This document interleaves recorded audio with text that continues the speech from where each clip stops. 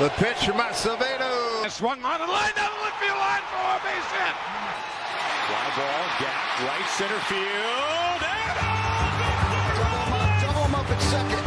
Luke is going back to the 1-8 track. Get out the right, run and Buster Grandma. It is grand salami time. Will send Seattle to the American League Championship Series for the first time in 24 years.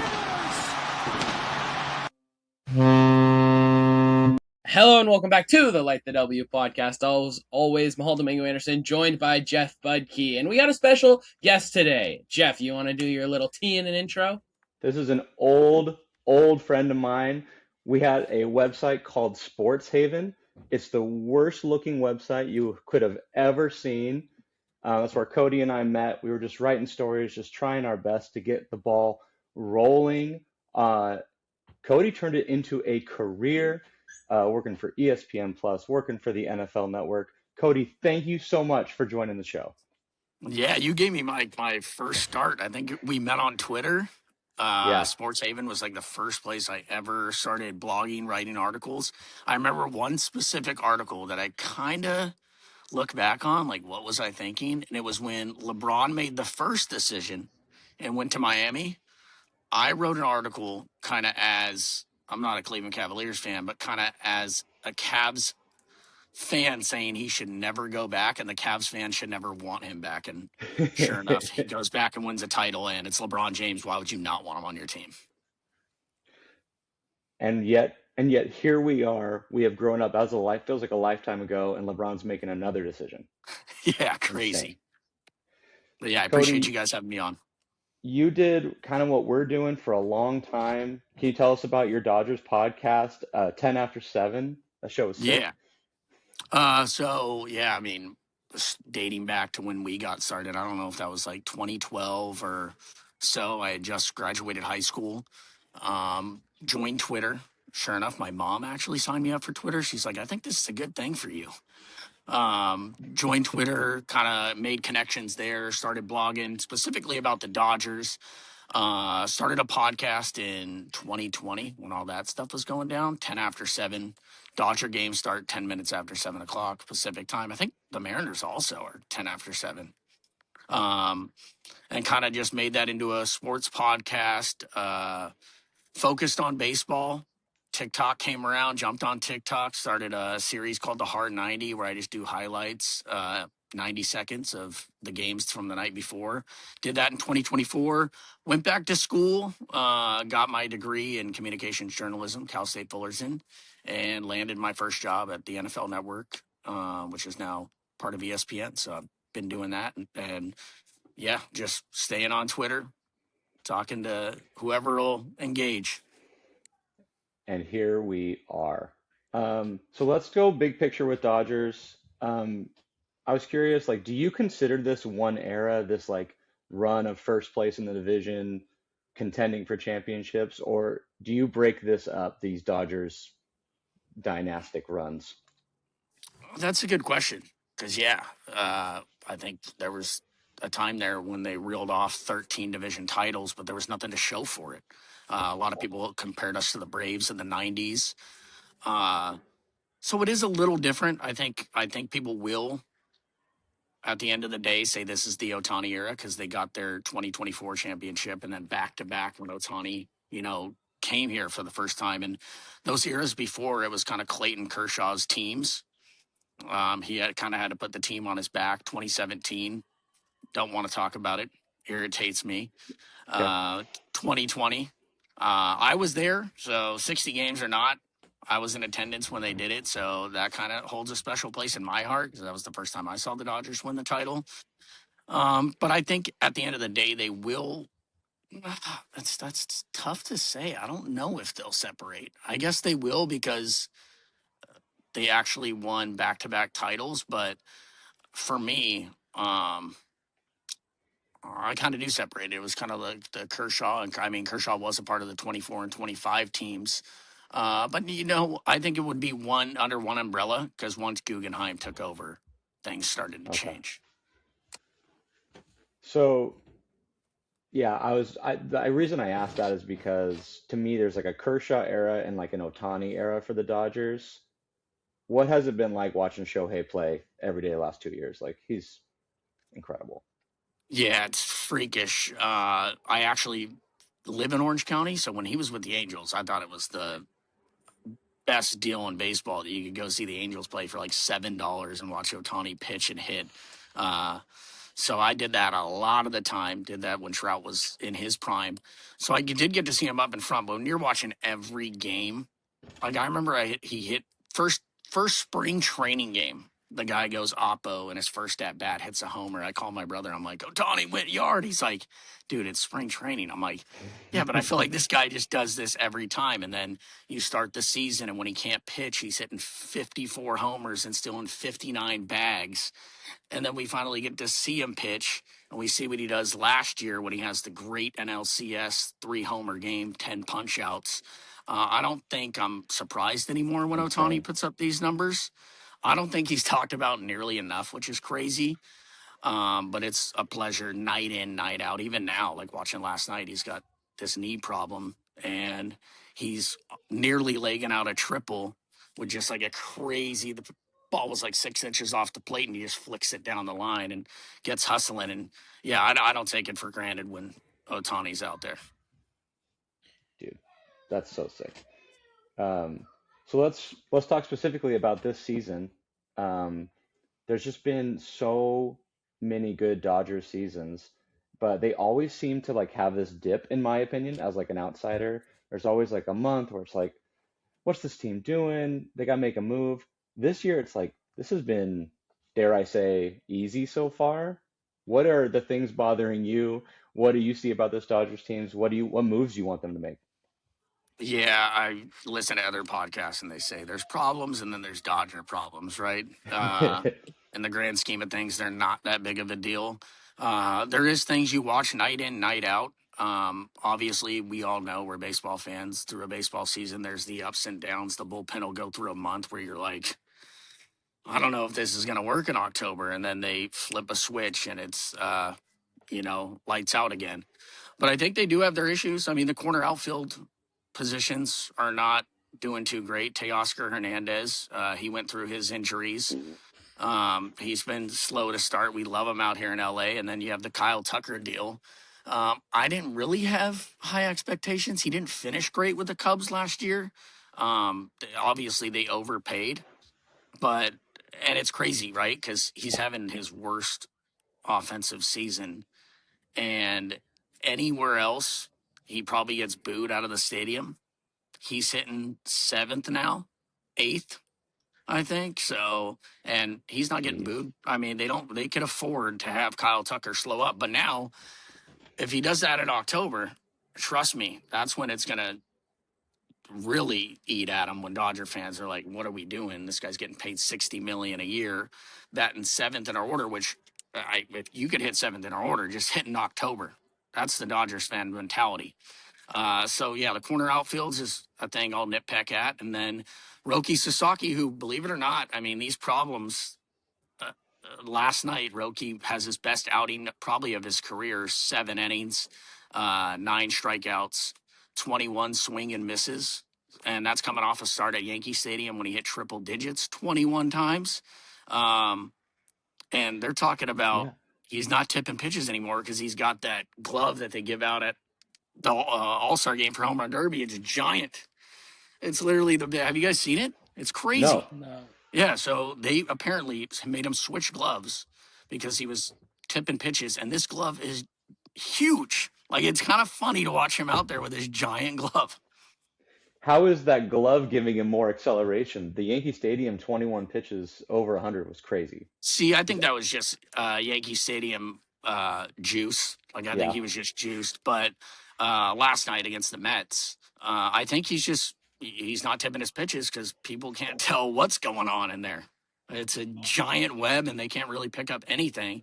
And yeah, the 21 throwing over 100 miles per hour 21 times, that's cool and all, and especially hitting 102. But 21 swings and misses, that's when my radar goes off, and I'm like, okay, Roki's gonna maybe be the guy. But also, I don't think he gets a start in the postseason because we have starting pitching, and I think they'll send him right back to the bullpen, and he'll be filthy back there. Also, the Mets helps. The Mets always helps. And I think you want to know the funniest thing? I like to chirp. And like every once in a while, you'll see me on Twitter say something about the Yankees or Mets because I try to engage with their fans because I think it's hilarious. Last night, apparently, the Mets have been wearing their black uniforms every Friday night for the last like 2 seasons, I think. Last night, they show Emma Stone in the stands with a Mets hat, which I don't think she's a Mets fan. I've seen her at Padres games. I think she's a Padres fan. So the broadcast says, oh, the Mets are in their actual classic uniforms tonight because they're filming a movie that takes precedent. They're filming a movie called The Catch with Emma Stone and Chris Pine. That's why the Mets are not wearing their Friday black uniforms. Give it up to their owner, Steve Cohen, who almost bought the Dodgers. Thank God he didn't. Dodged a bullet there. That's crazy. Okay, Priorities, so Chef, priorities. the one thing that Mahal and I talked about a lot this season, the Mariners had their first taste of success ever. Not Ever. really, but like in the last 30 years or so. And it is you can feel it. Teams are excited to beat us for the first time, maybe in our experience. As a Dodgers fan, everyone wants to beat the Dodgers. Like if you're going to Cincinnati to play a random 3 set, they're excited to beat the Dodgers. And I don't feel like we're handling that great as an organization. What's that been like for you as a fan to watch teams love to beat you, the champs? I mean, that's what makes a game on a Wednesday in June exciting. Everyone's bringing their A game. I mean, I almost lost my shit. Sorry if I could curse or not, but I almost lost my shit when they lost 2 out of 3 to the Marlins a month or two ago. Turns out the Marlins are kind of nice. I love their middle infield with Edwards and Otto Lopez. But yeah, I mean, everyone's out to get you, and you kind of respect. Like, I respect the Marlins now because they took 2 out of 3. The Rockies came to town before the All-Star break. They won a series against us. They just have a bunch of young dudes who I'm like, who is this? But bring it. And I think it keeps the Dodgers on their toes, though. Like you saw, I mean, the Phillies and Yankees are different, but you saw the mistakes add up when the Phillies played the Dodgers this past week. I mean, they ran into the worst double play maybe ever to end a baseball game. And the Yankees, they're comical sometimes with their defensive lapses. So I think the Dodgers, and they've talked about it. They talk about it constantly, the attention to detail, and it's there night in, night out. And they'll have, that Rocky series before the All-Star break. They'll have bad games. I think they had 5 errors in the last 8 games, and you'll just have those type of games because it's a baseball season. But yeah, these teams are out to get you, and I think Dave Roberts tells these guys that all the time. Like, you can't really rest on your laurels. Like, this is it. You guys are the big dogs, especially going for a 3-peat. Would be cool to have a competent owner, Mahal. Yeah, and I mean, I bounce off of that, and I think about the Mariners this year, right? And you think about it in comparison to the Dodgers last year, right? Where the Dodgers have some stars last year that are struggling, right? And it's coming off of a World Series, like you have these high expectations. When you look at last year for the Dodgers, what was it that made them turn around, and what was it that allowed them to inevitably, obviously, win the World Series and go back to back?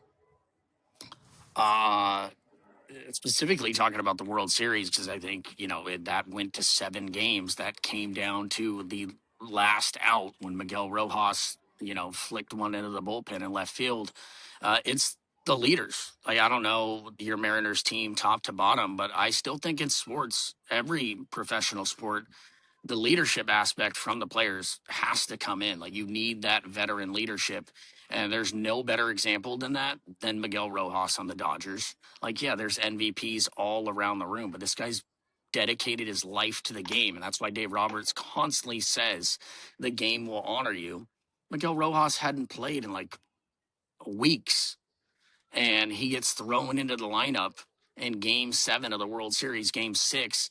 And those plays he made, like defensively, the double play that ended Game 6, I still marvel at that play from Miguel Rojas. And you never expect that guy to hit a home run. But dude, these guys are like locked in on every single pitch. Like they're doing their homework. I don't like, and we know the analytics are in the game. We know how much resources these teams have. Like, I think that's what it comes down to. Like, people can talk about the money and stuff, but like, how many resources is your team putting into the pregame, post game? Like, they looking at every single pitch that these guys are throwing, and they're ready for whatever is thrown their way. You could throw anything at the Dodgers, and I feel like Dave Roberts and those guys are ready for it. Let's fast forward, pretend it's Thursday night. We just had a 3-game set against the Dodgers, and the Mariners somehow won 2 out of 3. How does that happen? Like, as a Dodgers fan, you're like, oh, it was because of this, this, and this that the Mariners got us. Does that exist? Yeah. I mean, yesterday, I think they were like 1 for 10 with runners in scoring position. That's kind of always been a thing for the Dodgers. Their offense can't go cold. That World Series, they hit, I think it was the lowest batting average ever for a World Series winning team, 203. Like, and we know the Mariners could pitch. So that's why I'm excited for it. Dodgers are going to see the, top pitchers. And usually when they play teams, it may not line up when their aces are on the mound, but the Mariners are going to bring it each time. So I think you just can't let the Dodgers score more than, 5 runs, because that'll beat you. I know they can win the low scoring games, but I think you have to, keep it a low scoring game, and you guys can pitch. And the bullpen, it's been great, but it could have hiccups now. We have Edwin Diaz coming back. Who knows how he's going to do? So maybe you guys see the first of Edwin Diaz. I think he comes back on Tuesday. And yeah, I mean, That's our baby. it's a 3-game series, so we'll see. And I don't know, the pitching matchups haven't been put out there yet. So that'll be interesting too. Who's going to start? Like, who are you guys going to see? I don't think it's going to be Yamamoto, so it'll probably be Robleski. I think Sheehan's going to pitch Sunday, so I think you miss him. So yeah, you just have to catch the Dodgers on one of those days and hope their bats are cold. That sounds nice. Yeah. All right. I mean, those two teams also, Jeff, like, we think about the Mariners' struggles recently and runners in scoring position, like, we haven't been able to hit at all, and there are the similarities there. Like, each team is going to go through struggles. My last question for you, Cody, like, when you look at the Mariners and from an outside perspective, because me and Jeff, we watch every game, a lot of the fans watch every game. From an outside perspective, what does 2026 for the Mariners look like? Definitely disappointing, and I'm kind of bummed about it because Mariners are kind of America's team. Like, we know the playoff drought that they went on. Last year was awesome when Cal Raleigh did his thing. Yeah, it's kind of just been disappointing. It's always kind of been they could pitch, but they're kind of missing that one thumper in the middle of the lineup. Like, yeah, you guys had Cal Raleigh last year, but even one thumper in the lineup. In baseball, you could kind of find your way around that guy. I mean, there's ways. You can put him on first base, pitch around him, let the next guy do it. I looked up, your guys' offensive numbers, and it looks like Randy is the most consistent bat. And the thing that frustrates me is Julio. Like, Julio was put on a pedestal to be this next star in baseball. And I'm rooting for him. Like, it seems like he loves Seattle. Seattle loves him. He's in center field. We know that position in Seattle is a special place. So if you guys could tell me a little bit about what it's been like to watch him day in and day out, and if it's still there, like, does he have that next level? Or is Julio what Julio is, and we just kind of expected this superstar when in reality he's just, a good player? I have an answer to that. Mahal, you go first. Okay. I mean, it's in there, right? Like, I think the whole thing with Julio is that it's the slow starts, and then it's a second half where he looks like he can potentially be an MVP type player. And we started this year in April and May, and he'd had this great start to the season. It was like, okay, maybe this is the coming out season. This is the year that Julio finally does the Julio things. And then he just has a bad month. He gets hurt, and it's been mental mistakes, it feels like, even for him. So, I mean, it's frustrating as someone that watches the team day in, day out to see what we know this guy can be and see it in him for stretches of time, and then him just look lost at the plate and chase sliders that hit the left-handed batter's box all the time. And for me, the reason I get frustrated with Julio is because I want him to be MVP one, but he's just going to be MVP seven for his career in the American League, like the seventh best offensive player in the league. And it's like, that's amazing, but it's hard not to want more. As a like I was so juiced to talk ball with you guys, and I listened to the previous podcast about deadline stuff. Is there a play perfect deadline for you guys? I mean, it's got to be a right-handed Ma- bat, right? Mason Miller. It's Mason Mason Miller. Miller. I heard you say the Mason Miller thing, and yeah, that would be great. But hey, look at the Padres right now. Like, look at Yeah. that. They have that jewel at the back end of their bullpen, and they can't figure it out. That's I true. mean, They they have haven't no been able pitching to in their figure it out. rotation, though. Yeah, true. I mean, yeah, That's the that is difference, I think. that's a fair point. But do you think it's like, are you guys going to snag a bat? Like I saw earlier today, I read an article that said Spencer Steer. I kind of like Paredes on the Astros. I don't know if they'll trade him in division to the Mariners, but We no, don't take Astros. We don't touch Yeah, Astros. we don't that's touch them. fair. Hey, If you wear the Houston jersey, we don't want any part of you. I listen. You're never gonna catch me dead in a Houston jersey. I do go to a lot of Angel games, like, and Angel fans sometimes are like, "Oh, I hate the Mariners." I'm like, "How can you hate the Mariners? Like, guys, what are we doing here? How do you guys feel about Angel fans?" Oh, hate them. We don't They're think the about worst. Angels fans. As someone that goes to I Angels games as well, hate them. yeah, I mean, I married into an Angel family, and I feel bad for him at this point. But as a Dodger fan, you also forget, like, we went through those playoffs where we lost year in and year out in heartbreaking fashion. So when fans like talk now, like, oh, back-to-back titles, you guys have all the money, you buy the best players. I'm like, we were chokers like 3 years ago. You said, like, now you're coming at me. That's the part that frustrates me.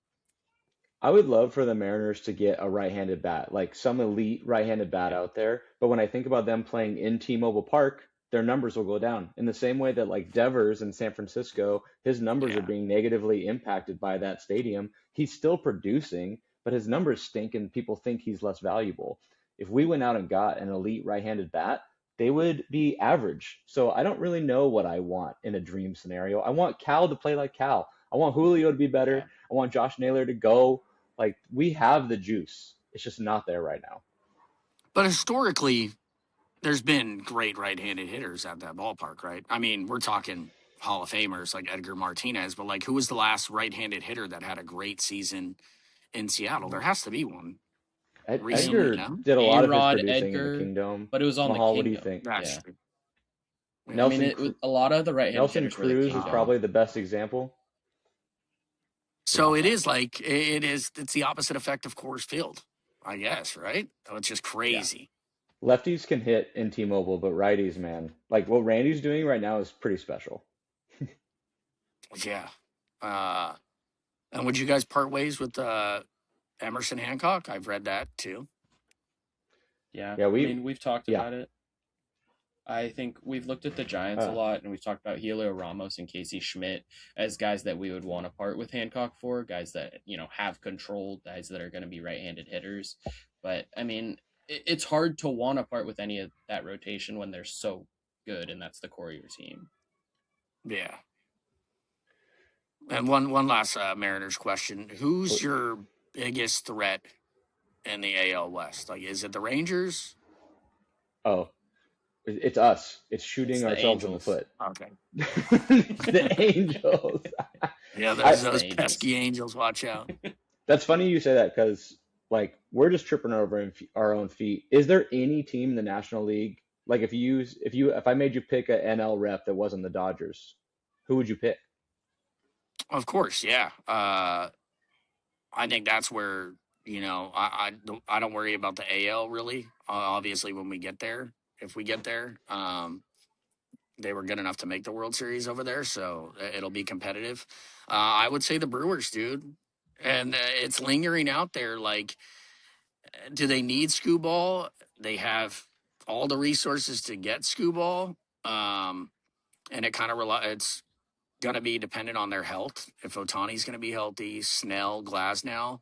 But what if Scooball goes to the Brewers, and it's him and Miz 1-2. Like, we know what a You're 5-game so sick. series looks like. Like, that'd You're be, so sick.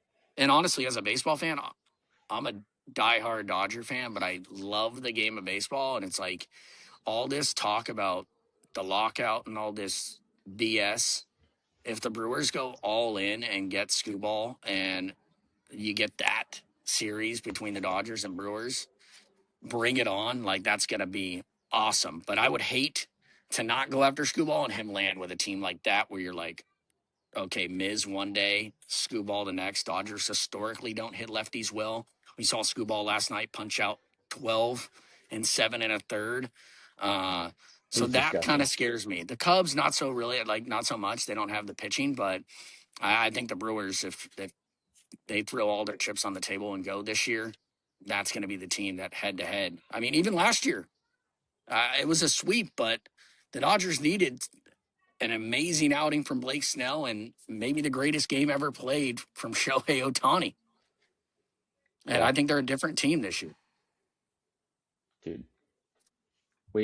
Cody, we asked you for 10 minutes. You've been on for 25. We're so grateful that you popped on the show. We want to be respectful of your time. I know you got stuff going on. No, of course. I think I'm talking too much. I appreciate you guys. Dog. I hope that we can talk again in October because of some series that might be happening. That would be sick. And then I have to ask on the way out, you said you like engaging with Yankees and Mets fans. Are you excited to come in second in the NFC West again? Wow. Got You him. went there, dude. I didn't even think. Like, last year was like, oh my God, I was gutted. That Week 16 game. Like, the Week 16 The game was like even more a, a, heartbreaking than the NFC Championship, believe it or not. a tragedy that was on Thursday Night Football. A Oh, tragedy. listen, man, the Rams have reloaded. I don't know if you've seen. Oh, We don't really have great uniforms either, but we just dropped some uniforms that I actually like for the first time okay. ever. And Aaron Donald is just looming. And they finally got some defensive backs and maybe a special teams coach that'll figure it out. But credit to the Seahawks. I mean, Sam Darnold's from Orange County, USC guy. Like, how can you not root for that? So congrats to you guys. But yeah, last year was, just brutal. Coming off of the Dodgers World Series, the Rams having that season and then pissing down their leg, that hurt. Mahal, do you want to say the line or shall I? That's all you, Jeff. We don't care. Bring on Aaron Donald, Myles Garrett. Actually, that sounds a little scary. But Coach says we don't care. We got that. You guys have a defense of your own, so credit to you guys. Dude, it was so great to see you again. Yeah, thanks for having me. Anytime you guys want to talk ball, it doesn't have to be Dodgers. I'm always game to talk baseball. Awesome. Thank you so much for joining us, Cody. See you guys.